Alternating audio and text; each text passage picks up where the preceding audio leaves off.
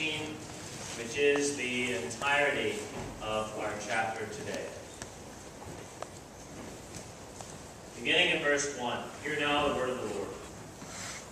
Every high priest chosen from among men is appointed to act on behalf of men in relation to God, to offer gifts and sacrifices for sins. He can deal gently with the ignorant and wayward, since he himself is beset with weaknesses. Because of this, he is obligated to offer sacrifice for his own sin, as he does for the sins of the people. And no one takes this honor for himself, but only when called by God, just as Aaron was. So also Christ did not exalt himself to be made a high priest, but was appointed by him who said to him, "You are my son, today I have begotten you." And he says also in another place, "You are a priest forever, after the order of Melchizedek."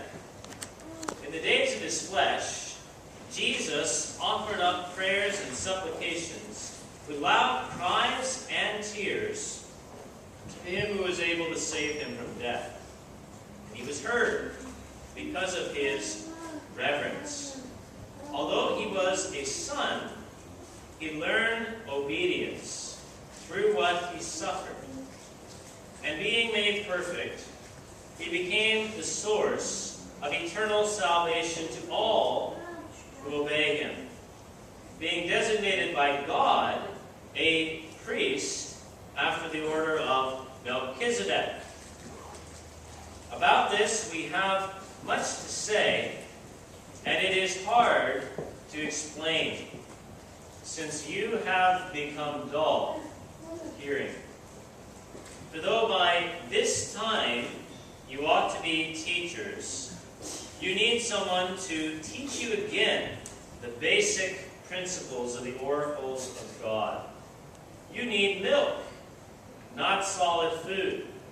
For everyone who lives on milk is unskilled in the word of righteousness, since he is a child. But solid food is for the mature, those who have their powers of discernment trained by constant practice to distinguish good from evil. Thus far, the reading of God's holy word. You may be seated.